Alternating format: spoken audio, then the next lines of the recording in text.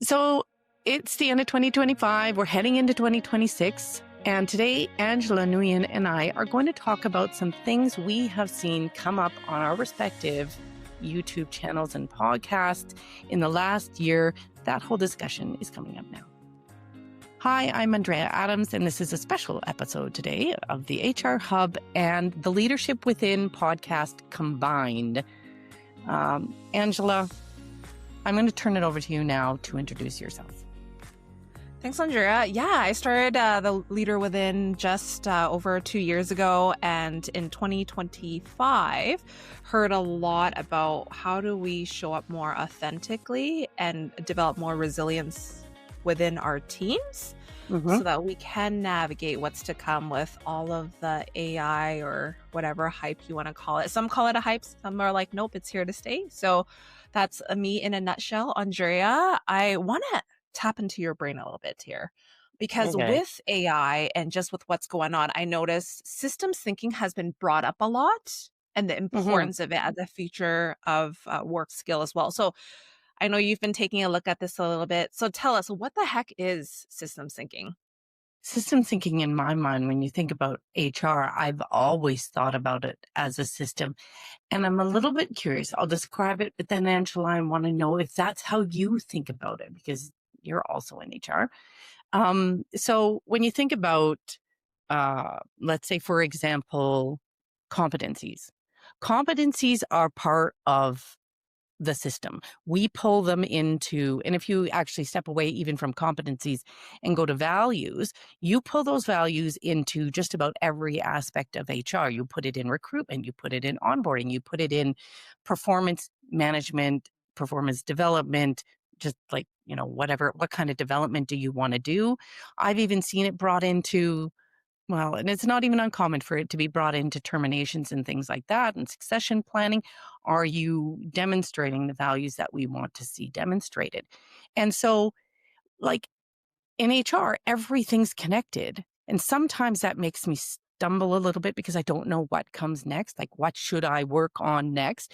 How, what's the sequence of events to have the biggest impact? But then it also enables me to think about HR like, if I'm looking for an outcome, I'm trying to drive some sort of business outcome, then I can sit back and think like, which HR lever am I going to pull to make that happen? Because while I might want to pull 10, I can't. So which one, two am I going to pull? Now, I'm going to ask you though, like, this is always how I've thought about HR. Do you think about HR that way? And do you think other people think, like the people that you work with, think about HR that way?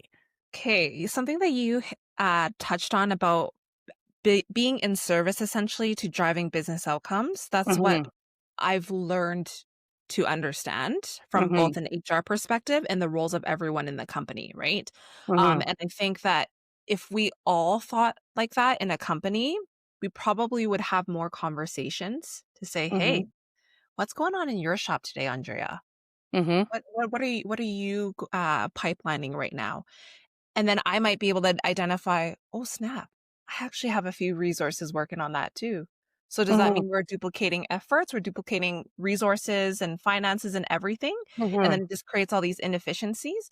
So I think it's only the last 3 years that I started enhancing my systems thinking. But before, it was just like you're taught in HR school, right? It's like, why are you there? You're there to basically make sure that the human capital, blah, blah, blah, right? Like it's very high level, but I don't think it's conceptualized until you take a step back and think about, okay, well, what does that actually look like? And I don't know if very many individuals think about it that way. I know if you're an HR business partner, you're more likely to think that way because you're so close to the business, right? Or if you're a talent partner, you might think that.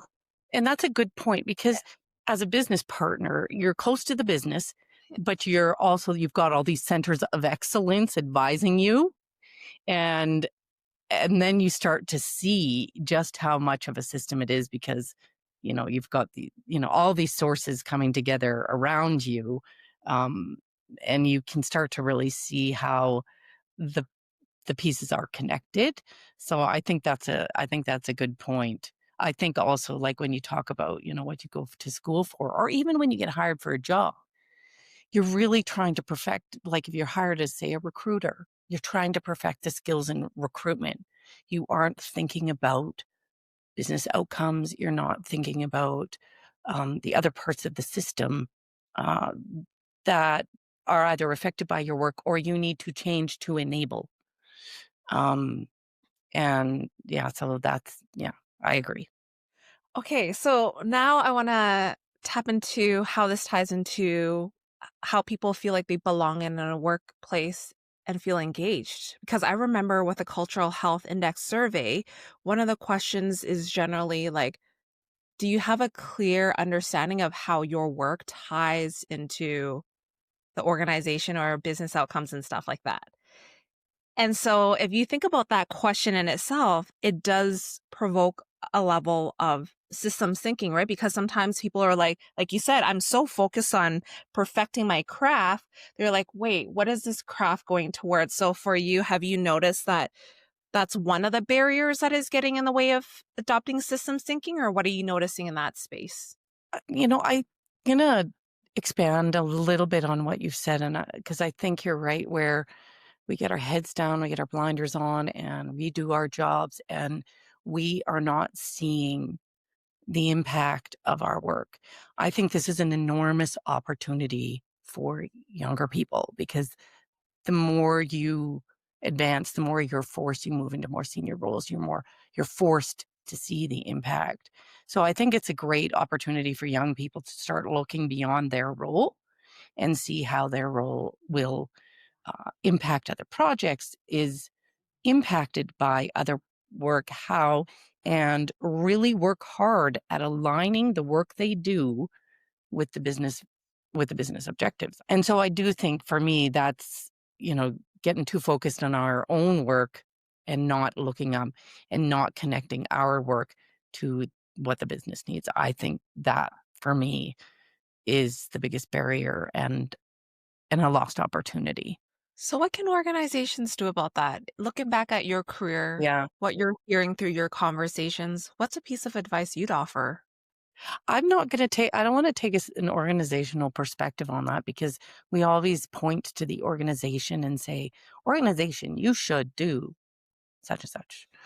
So that people feel more connected to, like they connect their work with business outcomes. But if I were to, I guess there's two things.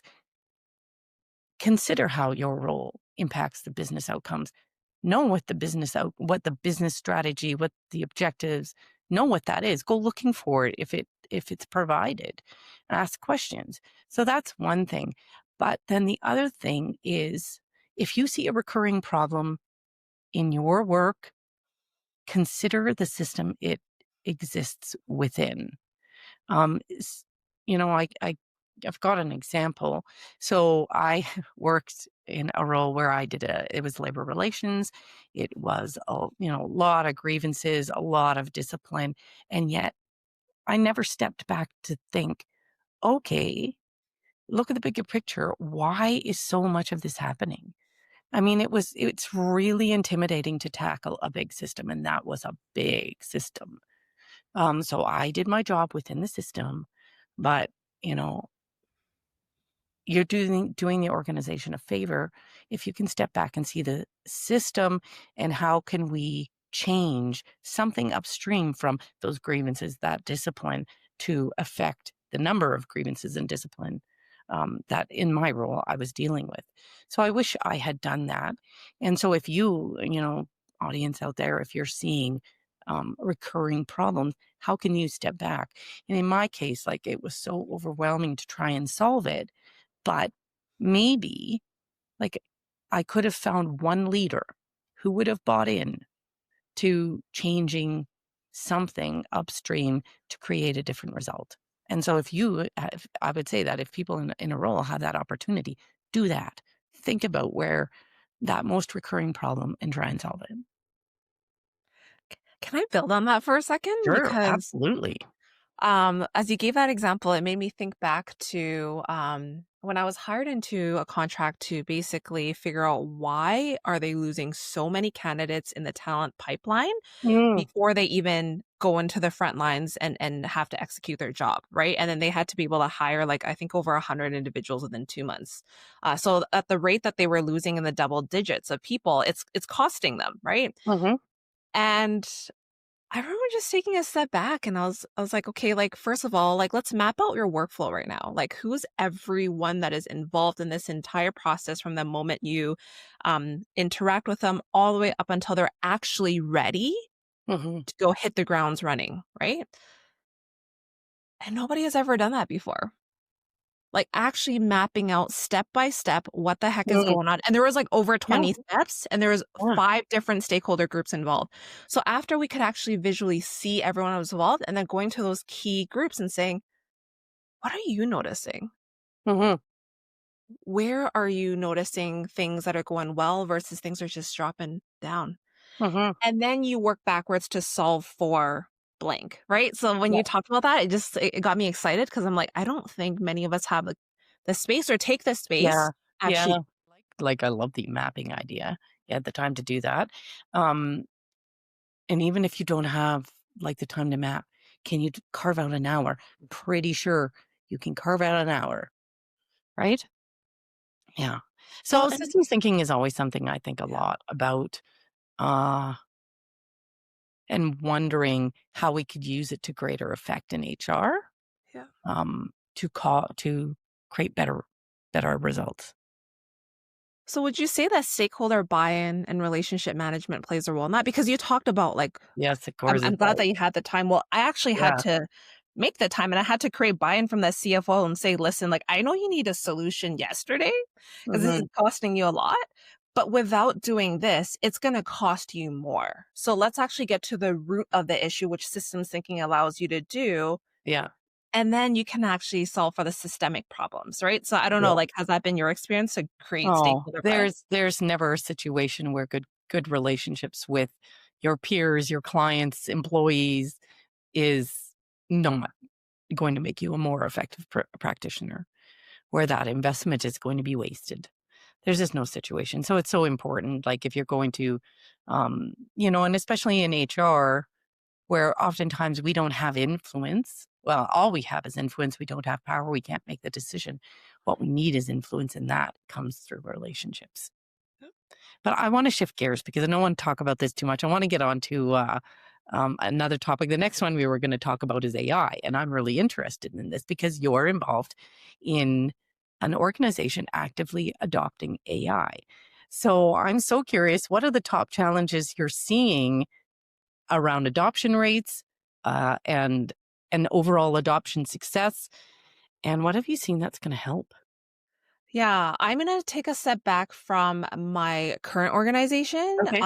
and I'm going to speak from a more general, like I'm paying attention through my network, the Okay. conversations I've had, the Yeah. companies that I've been able to help, Yeah. just because I'm really mindful of that confidentiality piece. But I Mhm. would say in general, the first one that comes to mind is what are we actually solving for? Because Mhm. I don't know if a lot of folks outside of your IT department understand the difference between agentic AI versus generative AI and what is required to be in place, whether it's an infrastructure perspective, right? Making sure you don't have legacy systems from 1990s that can't communicate with one Mhm. another, right? Which kind Mhm. of creates a bottleneck for agentic AI versus generative AI. More so, are people actually knowing what tools they're allowed to use? Do they know what they can input into there? Do I know that I can't give away intellectual property into Mhm. the chats that Yes. I create, Yeah. right? Yeah. Or am I pausing and rethinking how I'm working so that anytime there's anything that's repetitive or Mhm. taking so much of my time, I'm just like, how do I use that as a thought partner? How do I just kind of spitfire with that? Right. So I think that's the first thing is understanding what are we solving for without being too prescriptive so that Mhm. people can actually come to you with ideas. And then the second I think is around fear. That's really real, whether it's internally, externally, whatever it may be. It's fear around Mhm. job loss. Like all Mhm. these things are going to replace me. And then what does it mean for me? And that's where change management comes in. I don't know of enough organizations actually leverage change management practices. I've seen a lot of organizations that don't, and then I see others that do it very well because you want to bring the people with you, right? Mhm. Instead of just leaving them behind, and then you're powering through paying a lot of money for updating your infrastructures, all these tools, and yet nobody is actually leveraging it to its full capacity. Mhm. And then Can I yeah, stop go you ahead. there? Yeah, yeah, go for it. Yeah. Like, around the change management, like, I haven't been going out and canvassing, and I just have a different network probably, canvassing my network to see, who's implementing AI and are they using change management? Like, it just seems kinda crazy to me that they wouldn't be, and yet, are you hearing that they really aren't? I would say most medium-sized organizations above are really great with leveraging those. I think it's just they have more money Mhm. versus like the small to medium-sized businesses. It's a hit and miss from what I've Mm. heard. Yeah. Yeah. Yeah, that makes And it's sense. not just unique to AI adoption, it's any technology adoption, right? And then that's Mhm. why I think the last 2 years, you've seen an uptick of small to medium-sized businesses engaging more, change boutiques, if they can Mm. afford the big fives, the smaller Mhm. change boutiques so that they can actually make sure that they're getting the realization of what they've invested into it.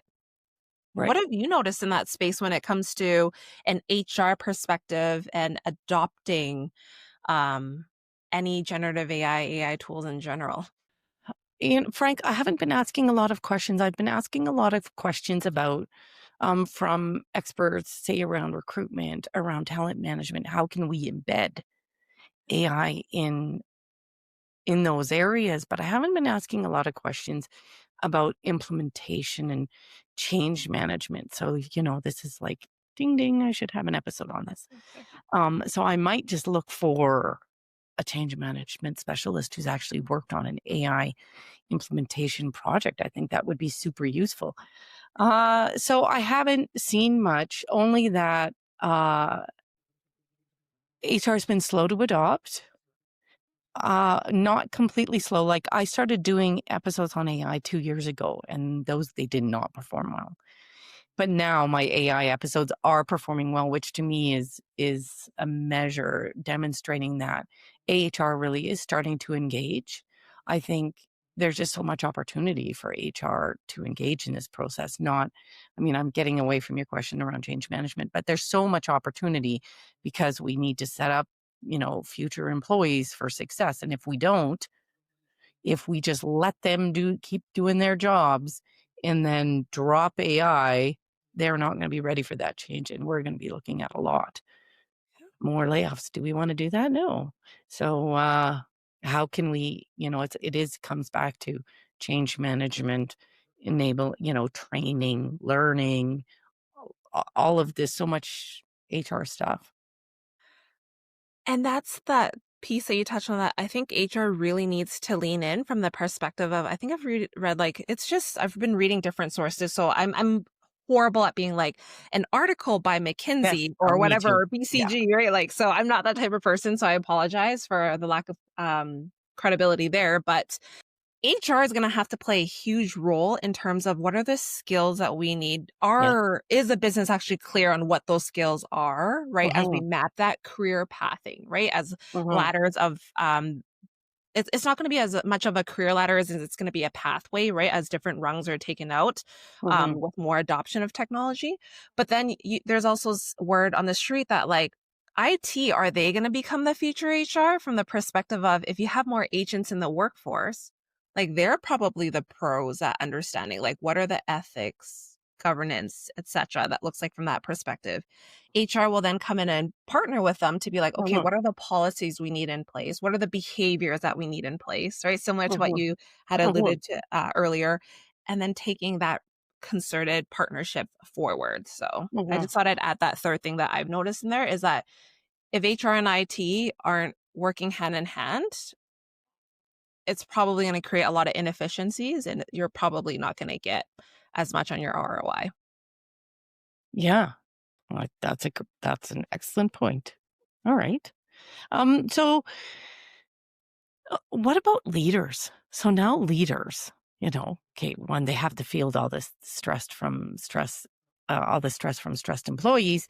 Um, So how are they managing when they also are now or eventually going to be managing not only the team of humans, but their AI partners? What have you learned about how to do this successfully?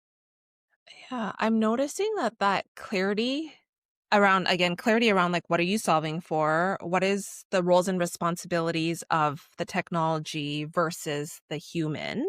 Mhm, How do you get the context to make decisions effectively and guide, right? I think coaching is going to be a huge part of that so that you can actually enable decision maker at a faster but more effective rate. mhm, But that clarity around that roles and responsibilities piece, I think is gonna be really huge because you want to have that human technology relationship, right, that go hand in hand, and then mhm, it requires them to be more adaptable with their leadership style.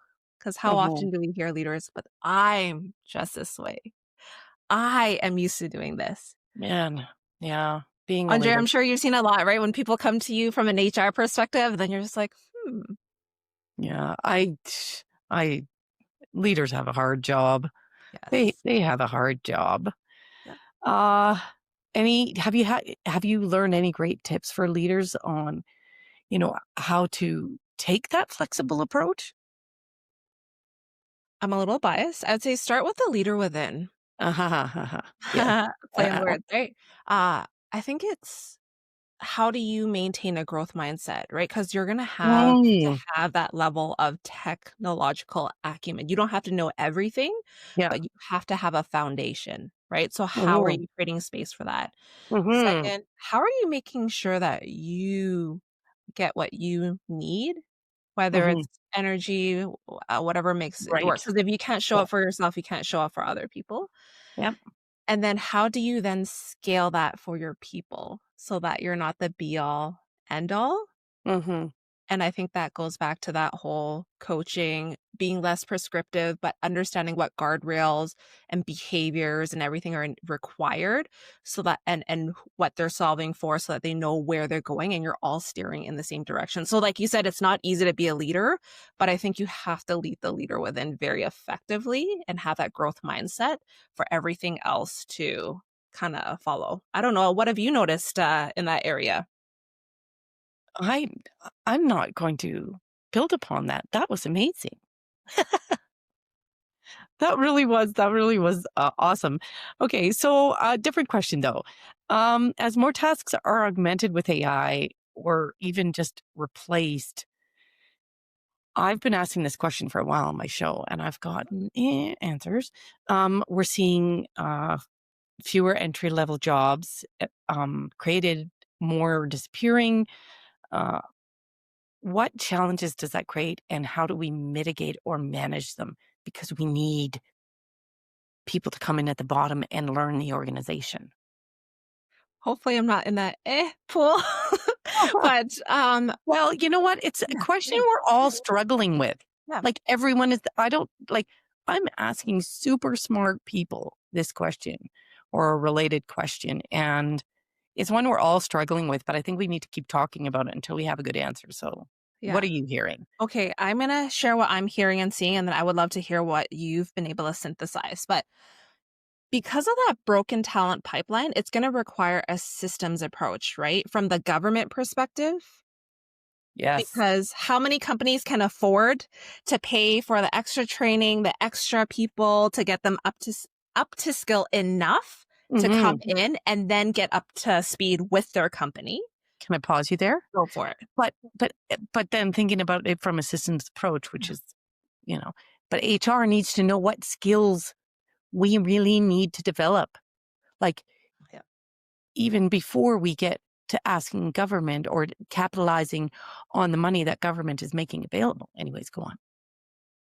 And you nailed that part, because then it's like, if you don't know what skills that you need, how do you then inform post-secondary institutions, "Hey, as a heads up, these are the human skills we need.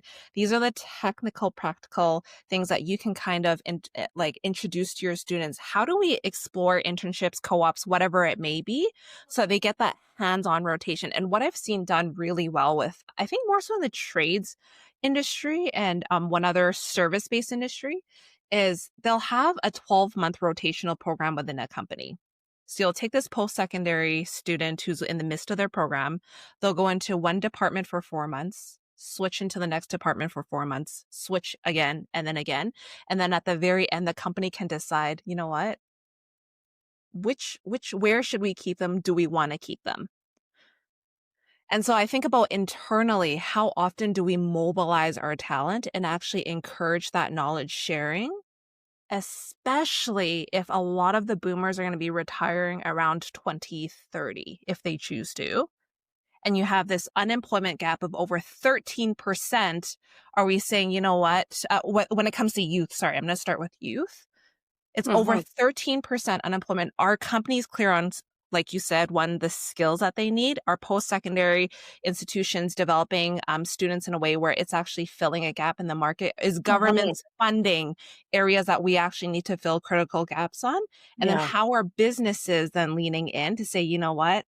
Am I open to this learning curve of it's going to take a little bit of time for these folks to yeah. get up to speed, but it's gonna help with the pipelining of the talent. So I'm curious, like, what have you heard from that perspective? Well, what I've heard is a little bit what I, was kind of baked into the question is that they're cutting, right now, cutting entry level, but we're also, but because of the uncertainty in the market, cutting, mid layer Uh-huh. as well. So we've got this kind of floating sort of not totally entry level, but we're creating this floating, not totally entry level, not senior set of employees, group of employees, and it's a big group that are not well connected to leadership, and that is going to create problems for us because one of my guests pointed out that the majority of leadership comes from within, not your kind of leadership within, but like promotions, and so they're promoted, and so if we don't hire them, they're not promoted.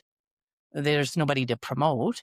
That's probably possibly a problem for future years, but I think if it's going to be a problem, and so it's possible that organizations are going to need to see entry level positions as an investment in their future, in the future health of the organization. It's possible. I'm hoping that, we can do better than that and find value in those level positions. Like it's not just a charity. We're creating real meaningful work and positions for these people, but it may require more of an investment mind frame or mindset from organizations. Oh, for sure. And even when you talk about that middle layer, how many companies actually have the finances and time, resources, whatever it may be, to determine, okay, now that we know what the skills are we committed to upskilling, reskilling, or buying, right? Like those different conversations I think are really important as well, because then you have folks who are like, you know what? If I can learn another area, if I can actually have a job and stay and make a meaningful impact, they're willing to reskill. So it's Mhm. like, if you have that internal knowledge, like, are you actually investing and tapping into that, right? Because it's probably going to cost you more if that person leaves and then you have to start from scratch all over Oh, again. of course. It's shocking to me how many people still do not know how expensive turnover is and losing employees is. It is shocking to me. And then it impacts Um, productivity, right? In the workforce yeah, in itself. So yeah. can I switch gears or did you have another Yeah, no, question? you can totally switch gears. Okay. So I know I kind of did a teaser right there just about retention, engagement, etc. But loneliness, that is something that is top of mind for a lot of individuals, right? So can you walk us through, like, what are you noticing about loneliness and disconnection and what this means for the workforce? I'm seeing like in the discussions I'm having, I am seeing loneliness brought up in one form or another. Either loneliness or its opposite, which is connection, come up over and over and over. It's come up when I was talking about event planning, because events are trying to create connection. Comes up when I talk about DEI, because we're trying to create connection amidst diverse groups. It came up when we were talking about burnout, for sure. And burnout's been like such a hot topic, but there are stats around the degree to which friendships, connection decreases the impact or the prevalence of burnout. Um, it's just come up in so many different conversations that I've had on my channel. And we know that Gallup for years has been saying that one of their top 12 ways of creating an engaged workforce is when an employee has a best friend at work. That's just so important to their engagement that Gallup includes it in their top 12. And we've known that for years and years. So employees with a best friend at work, according to Gallup, I did do my research, they're almost twice as likely to recommend their place of employment. They're almost twice as satisfied. Um, and they are 30% less likely to go out looking for work. There are real huge business impacts to this. And so I think, yes, it does become an employer issue. How can we decrease loneliness, recognizing that it's a societal problem, it's not a business issue. Businesses are not a social service. As one guest I had um, emphasized, we're not a social service, but it is in the business interest to enable this sort of thing to happen. Okay, so then what is one step a business can take without being that social service? When I first started working, I worked for big employers, and they used to have cafeterias, and slowly they got rid of their cafeterias. But those cafeterias were a place for people to build connection. So if you're not going to build a cafeteria, maybe you can just build an inviting lunchroom. That has some capital costs associated with it. But if people have a place to congregate, and food is so often sort of how that happens, it's like at the center of how these things happen and has been since we've been humans. I think, that's one idea. Um, and then in some of these areas where we've taken the person out, taken the people contact out of the process, that we could introduce them back in. So onboarding in groups, giving people a chance to make connections with coworkers when they start.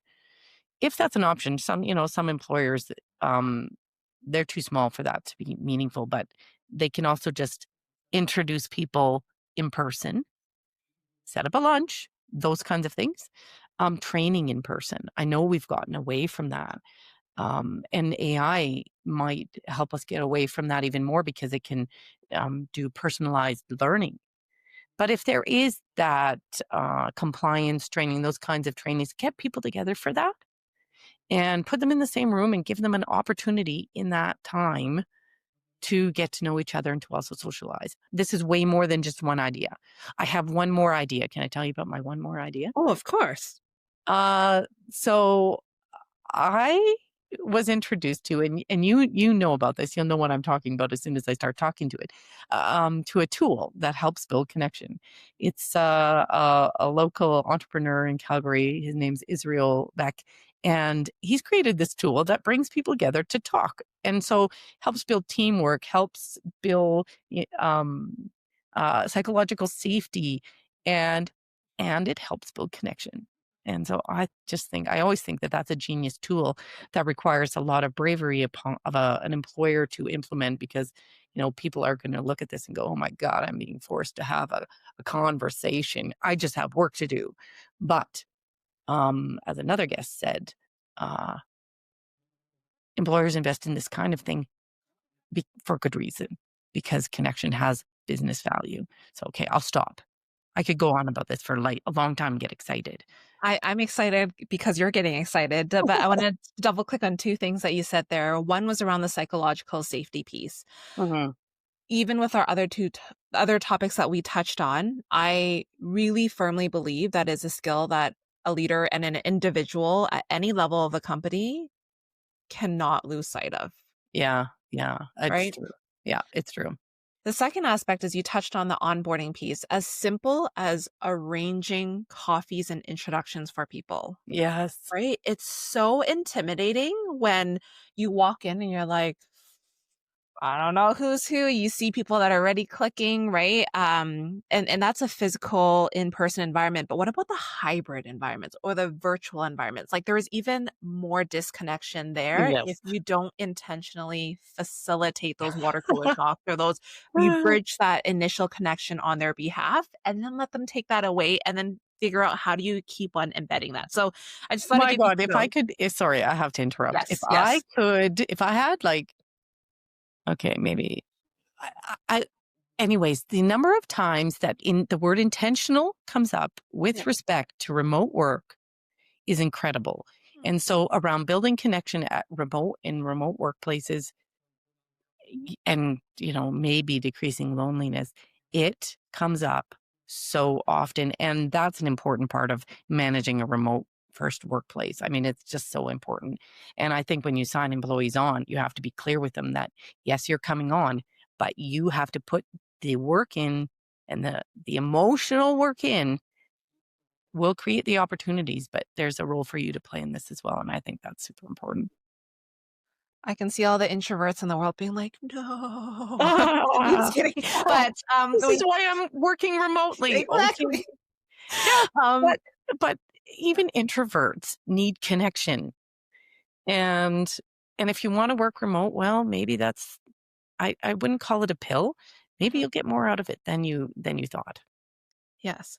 And I think those doses of connection and I know I said all, I don't mean to overgeneralize, but I Yes, know yes, I introverts know. it's in I doses, right? But, when you talk about intentionality in creating connection, how can HR or leaders do this without adding more meetings?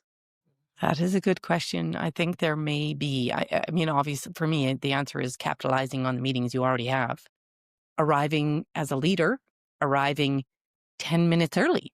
There are those early birds that come to meetings early and then work the room, talk to them, make this, if you can, an enjoyable experience for the person who came early. So then over time, even more people will come early because it is an opportunity to connect.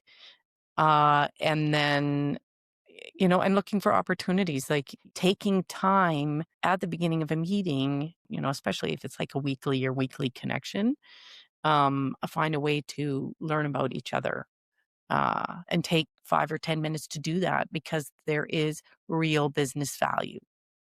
And you can talk about the real business value in connection if that's what it needs to convince your team. But there is I could go on for a long time about the stats and the value of having a connected workforce. It'll come back in your culture. It'll come back, in your safety, in your psychological safety. It's a worthy investment. Well, Andrea, thank you for sharing those golden nuggets. And as we slowly wrap up, I'm curious, what is your biggest epiphany that you've had this year?